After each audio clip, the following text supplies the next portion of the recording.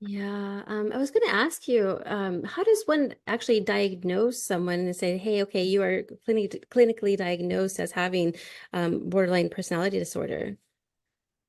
Well, and as I said, it does need to be a clinical diagnosis. So between my psychologist and psychiatrist. So to start off, I was diagnosed many years ago with having bipolar. Mhm. But I couldn't understand, bipolar 1 is having massive highs and massive lows. I just kind of had a lot more lows and very few highs.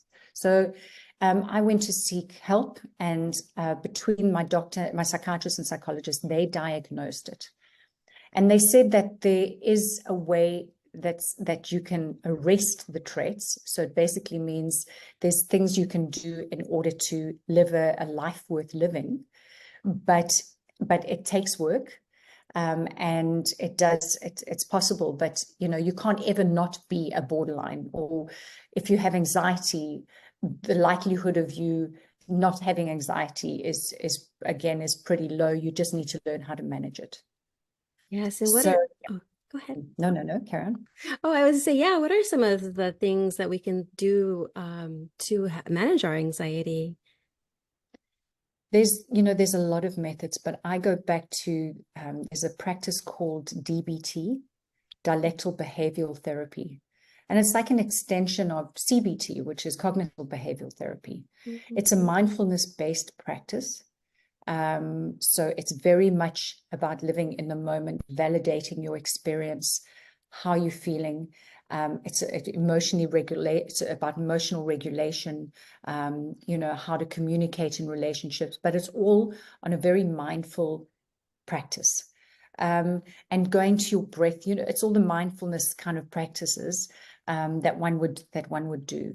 The most important thing, I think, is validating one's experience. So, for instance, if you are feeling a certain way, to not say, what is wrong with me? Why am I feeling this way? But to rather say, I'm feeling this way. I understand it. I might be acting a little irrationally, but I'm feeling this way because that triggered me.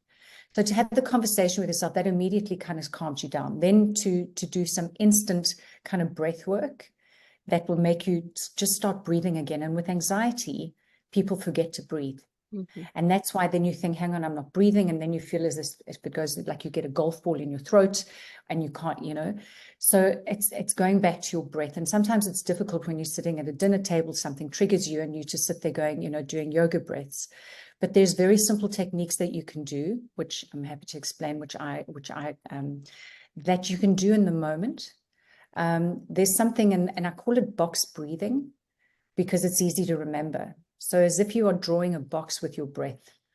So you breathe in deep for 4 counts. You hold it for 4 counts. You breathe out for 4 counts. And then you just remain still for 4 counts. If you can do a couple of those, it's amazing how it just settles you into the moment before you can react. So the ideal is to get a handle on how you're feeling. How to respond to it is through breath, and then to act as opposed to reacting to what the situation is. So once you control yourself, a lot of people find that to remove themselves from the situation, perhaps and go and splash water on their face, to eat a very strong mint. It's really just a situational thing where you have to, for a moment, just stop how you're feeling. Does that make sense? Totally makes sense. It reminded me of one time I was in an outpatient program for anxiety. Really, it was for because I was drinking, but I was keeping that a secret. I didn't want to admit that I was an alcoholic at that time. But I remember the counselor, teacher, mentor, I'm not sure what she was. She was Yeah. there. Someone was experiencing anxiety at that time. And then I guess because we're doing like I guess she was asking her a question and she got like nervous and scared. And she's like, I'm so sorry. I'm experiencing anxiety. I can't really talk right now. And then the lady started asking her different questions about different things in her life, and then she started responding to them. And then the lady said, the teacher asked the woman, now, how do you feel now? She's like, oh yeah, I feel much better, because she diverted her mind and thinking to whatever the conversation Autopilot. was. Yeah, exactly. Instead of thinking about her anxiety. Because really Yeah. anxiety for me personally is like fear of the unknown. Like I would get, like, for me, for example, I would be so scared that I was going to pass out from like breathing too fast or hyperventilating, that I was going to black out. Especially when I was driving, I was fearful. Like I would just tense up all of a sudden, and because there's some crazy drivers over here. Anyway, so I would like tense up and then start breathing, and then I'd be so scared, like, oh my goodness, am I going to pass out? Am I going to, like, all these questions? What if, what if, what if? But it's like, no, no, no. And like you said, if I would have done that box technique of breathing, I think that just would have helped me just be in the present moment instead of just overthinking everything. I think that makes sense. And what you're saying is very, very real to a lot of people. You know, in a driving situation, I mean, one and that's the thing, when you're living in the future, when you get into your car and you think, oh my goodness, what can happen to me? You can get anxious. If you live in the present, you can manage the present. If you get in your car and you say, I'm driving the speed limit, I'm doing everything right, nothing's going to happen to me in this moment. You live in this moment, in this moment. If you're thinking ahead, you get anxious. If we think about the future and what may happen, we get anxious. So it really is, and you know, people talk about it all the time about staying present. It really is saying, I'm okay in this moment. I'm okay in this moment. Right now, I'm okay. I'm okay. I'm okay.